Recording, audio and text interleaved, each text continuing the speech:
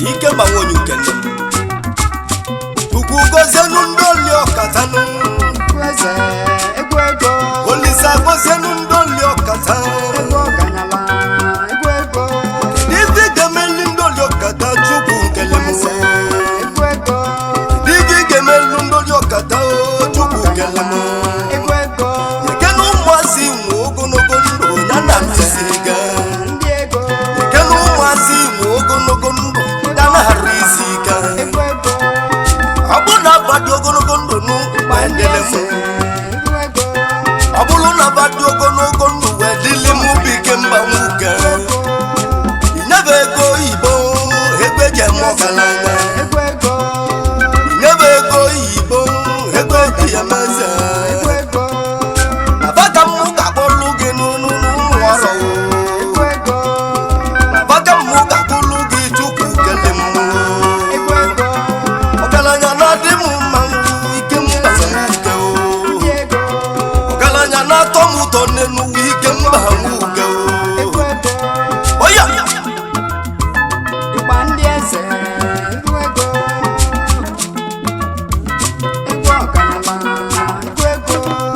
chukwu na-enife nna ya oge chukwu kele mmụ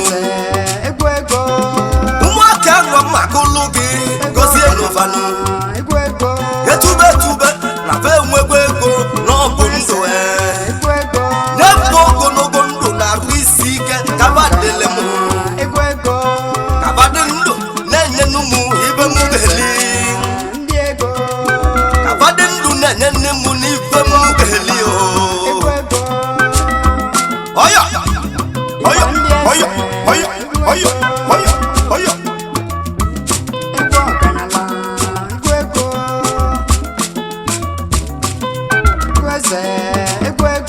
ebulu mmegbu wee chọboli ọkata nnukwu odogwu Royal Highness igwe na benchọ gburugburu wa n'odogwu onye eze gburugburu ọnịcha si ya n'odogwu aja ya sizi igwe ebo na benchọ bịa gene nnukwu igwe anagbu onye isi egbe tinye na rolinya mmụọ uwebi nwa chimeleze bi ya ọgaranya managing director yesi igbo na venture electrical company odogwu nwa chimeleze uwebi agba na bụ onye isi dike nwa chimeleze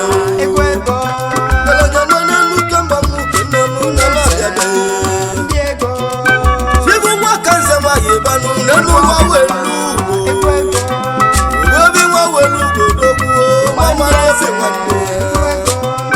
nwa welu godike nwa welu chukwu nyere ogologo ndụ nye ya rụzi gozi ego maka ndị na-emela ọgụ eriga nwa welu ụlọ obi eze mmadụ nwa welu sibonye ka chukwu ọbanụnụ n'igwe mmesiri kuke chibonye ka chukwu ọba igwe mmesiri kuke obele nwa chukwu kwu n'aka igwe mmesiri ka dịgị ụdịrịgịrịdị nwa ego n'ụmụ ịgbakebe n'ụmụ ochi ka ndị zụta odogwu chief native Dr. Izunna nwa agha bịabiana chief native Dr. Izunna nwa agha gị bịa n'ụlọ ugbebi na mbọ n'ụmụ ochi anụ mmiri n'oke bịagana nnukwu odogwu bala tụle na-egbu ọbala anụ mmiri ugwu gozie n'ụmụ ọgada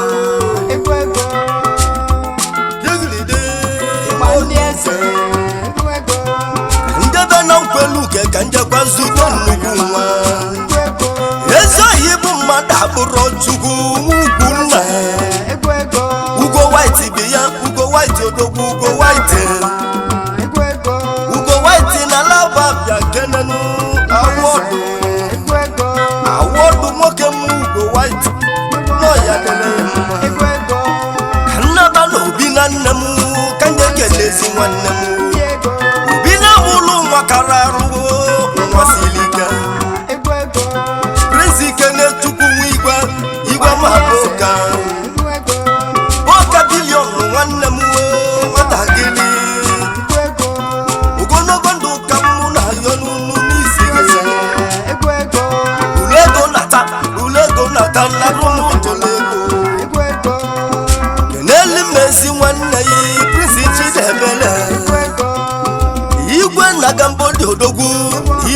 metiola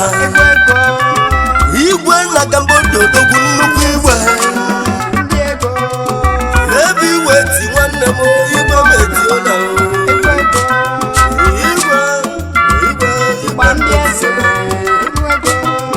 kedezi oyi m Chukwu na-edu nwoke oye abụ nwe lụta nne ya na nkweluge abụ nwe lụta nne ya Chukwu na-edu nwanne m ọnọ ya dịlị ma abụ nwe Chukwu gozie ndị ndị ọkata Olisa gozie ndị ndị ọkata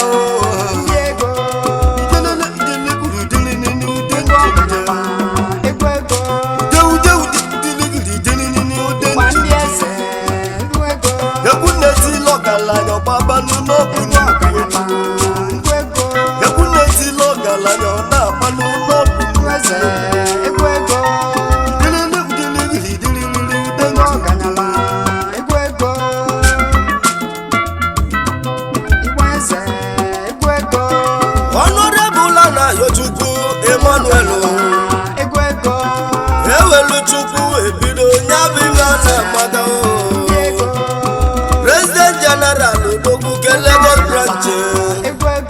Ochele mmatele nno gaba ochele magasi Odogwu na mekene no Kalia uke na mekene Yezi nwanne marego Odogwu nna Yezi nwanne marego Odogwu Abalu na ligo nwanne mmadụ mụ nna nyelugo n'iga dịlị m nwanne m ogegenenu bụ na egenenu ndị obi ọgata Chukwu gozie ndị ọgata oyi mmemeko keke bịagene mmadụ iku uke ọkụ Chukwu mụnyelu ndị ga mụnye na nyabọkwa na azụrụ anyị Madike vila Odogwu ọkụga Nani n'imezi oyi gị n'ugbo ọgaranya Chibemeka nwa mmezuo igwe ka anụ Nene-eze Chimeleze igwe ka anụ Isi chili nneze n'ọmụ aja na gị bọdụ na bụ Odogwu igwe ka anụ na n'oge jebe ka ndị ezi ụtọ yiwo Native Dọkịta Chukwu obi Chukwu nkịta ọdụ na-abọ nwa bụ nne ya na nno ezi ideyi nwoke m nwa bụ nne ya bala tụle na abụ ọbala bụ nwa bụ nne ya Chukwu gozie ndị obi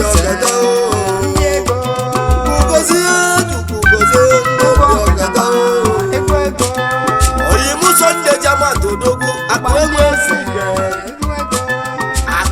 ebe Odogwu na-eji Jamat ugo Chukwu nnenu ndoli ọkada gị gozie n'ebe ogologo ndụ na-arụsi ike nye ka mmụ na-arịọ gị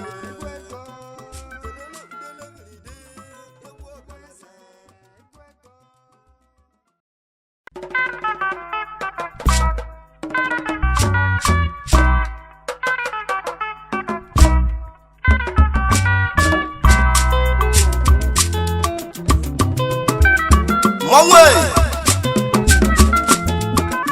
ike mbanwonye ukene Chukwu gozienu ndoli ọkatanu Olisa gozienu ndoli ọkata Divi gemeli ndoli ọkata Chukwu nkele mwe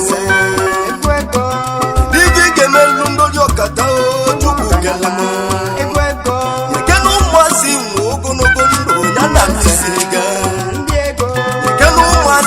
ogologo ndụ ya na-arụ isi ike ọ bụrụ na abadị ogologo ndụ n'ụgbọendele m ọ bụrụ na abadị ogologo ndụ wee dịlị m ubi ike mba nwoke inyebe ego oyibo ebe ji eme ọgaranya inyebe ego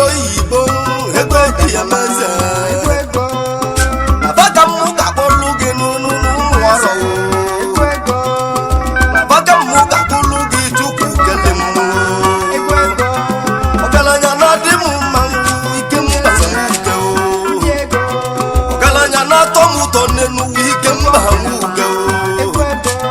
oya Igba ndị eze egwu ego egwu ọgaranya egwu ego Chukwu n'ife nna ya gị Chukwu kele m egwu ego ụmụaka nọ maka ụlụ gị gozie n'ụfanụ egwu ego etube na fe enwegbo ego n'ọbụ ndụ egwu ego nyepụ ogologo ndụ na-arụ isi ike kabadịle m egwu ego kabadị ndụ na-enye n'ụmụ ibe m ga-eli ndị ego kabadị ndụ na-enye nne m n'ife m ga-eli egwu ego oya oya oya oya oya oya oya egwu ọgaranya egwu ego egwu eze egwu ego ebe ụlọ mmegbu wee chọboli ọkatanụ nnukwu odogwu egwu ego Royal Highness igwe na benchọ egwu ego gburugburu wa n'odogwu onye eze egwu ego gburugburu ọnịcha si ya n'odogwu aja ya sizi ndị ego igwe ebo na benchọ bịa gene n'obodo igwe egwu ego anne bụ onye isi egbe tinye na rọli na mmụọ ugbobi nwa chimeleze bi ya ọgaranya egwu ego ma na-eji nderetọ egwu eze egwu ego esi igbo na benchọ egwu ọgaranya egwu ego electrical company odogwu nwa chimeleze egwu ego gbebịa gbana bụ onye isi dike nwa chimeleze egwu ego ndị ego Chibu nwa kanze nwaanyị banụ n'elu nwa welu egwu ego obi nwa welu godogwu nwa mara eze nwanne egwu ego nwa welu godike nwa welu egwu ego Chukwu nyere ogologo ndụ nye ya rụzi gozi egwu ego maka ndị na-emela ọgụ eriga nwa welu egwu ego ụlọ obi eze mmadụ nwa welu eze egwu ego Chibonye ka Chukwu banụnụ nne n'igwe mesịrị kuke Chibonye ka Chukwu banụ igwe mesịrị kuke ndị ego obere nwa Chukwu kwụ n'aka igwe mesịrị ka egwu ego dịgị ụdịrịgịrị dị ụwa ndị eze egwu ego ebe ụlọ m ịgbagebe n'ụmụ ochi ka ndị ezi udo dogbuo egwu ego Chief Native Dr. Izunna nwa agha bịa gene egwu ego Chief Native Dr. Izunna nwa agha gị bịa n'ụlọ egwu ego ugbe bi na mbọ n'ụmụ ochi anụ mmiri egwu ego anụ mmiri n'ogo bịa gene nnukwu ọgaranya egwu ego mana tụle na-egbu ọbala anụ mmiri ndị ego Chukwu gozie Chukwu gozie ndị egwu ọgada egwu ego jigiride ụwa ndị eze egwu ego ndebe na nkwelu uke ka njekwa nzukọ nnukwu nwa egwu ego ezi oyi bụ mmadụ abụrụ Chukwu ugwu nna egwu ego Ugo White bi ya Ugo White odogwu Ugo White egwu ego Ugo White na laba bịa kenenu awọdụ egwu ego awọdụ nwoke m Ugo White nọ ya nene egwu ego nnaba na obi na nne m ka nye kelezi nwanne m ndị ego obi na ụlọ nwa kara arụ nwa siri ike egwu ego Prince Ikene-Chukwu nwa igwe ma ụka egwu ego ọka bilion nwanne m nwatakịrị egwu ego ogologo ndụ ka mụ na ya n'unu n'isi gị egwu ego ule ego nata narụ m ntụle ego egwu ego n'elu mmezi nwanne ya Prince Chidebele egwu ego igwe na Gambodi odogwu igwe metiola egwu ego igwe na Gambodi odogwu nnukwu igwe ndị ego ebe iwe ti nwanne m igwe metiola egwu ego igwe ụwa ndị eze egwu ego edezi oyi m Chukwu na-edu nwoke oye egwu ego abụ nwe lụta nne ya na nkweluge abụ nwe egwu ego abụ nwe lụta nne ya Chukwu na-edu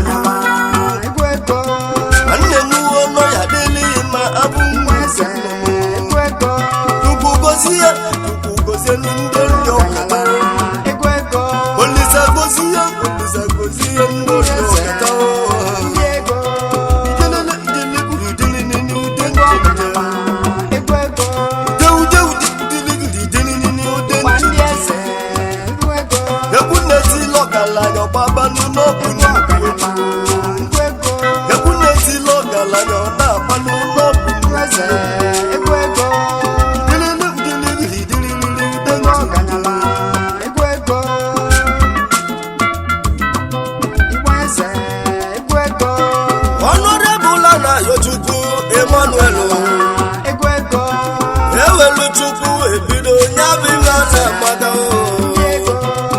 President General Odogwu ke Lagos branch Ochele mmatili nnu gaba ochele mmadụ Odogwu na mekene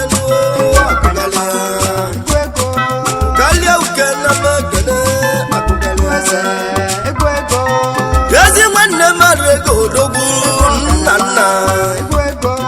Yezi nwanne marego Odogwu nna nyelugo kibia balu na ligo nwanne mmadụ Monna nyelugo niga dili mu wasemu Bugigilinu Unekeneni ndo yagata Chukwu gozie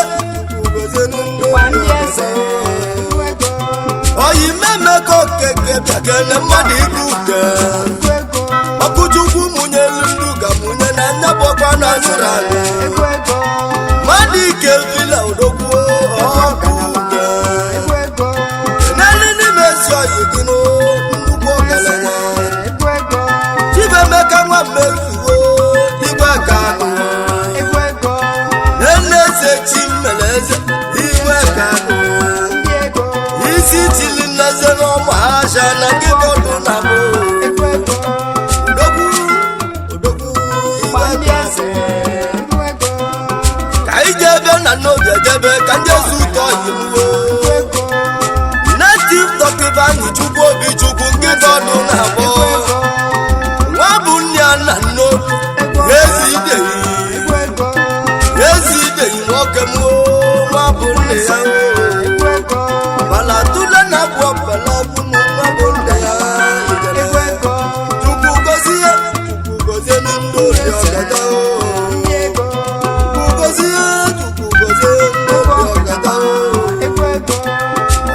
Sunday Jamato Odogwu akwenwe ebe Odogwu na Jamato Chukwu nenu ndoli okada gigosi Ebo gondo na rusi Kenya kambo na yogi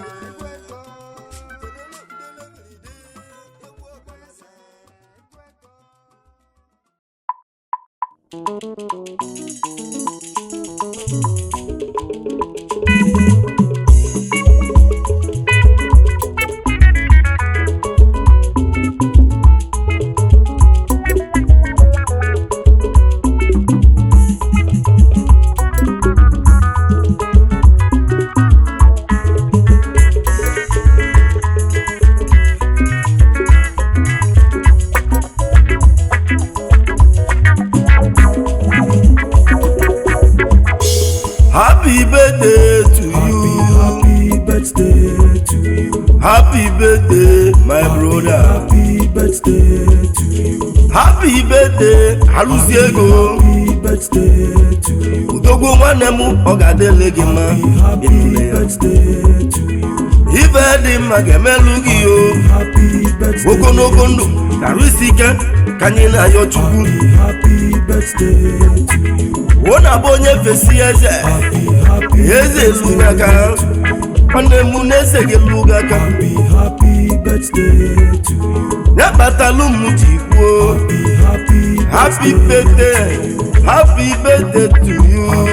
Happy birthday Odogwu na Odogwu Happy birthday to you. Sunday Obi Zoba Chukwu Sunday Obi Zoba Chukwu Happy birthday to you. Happy birthday to you.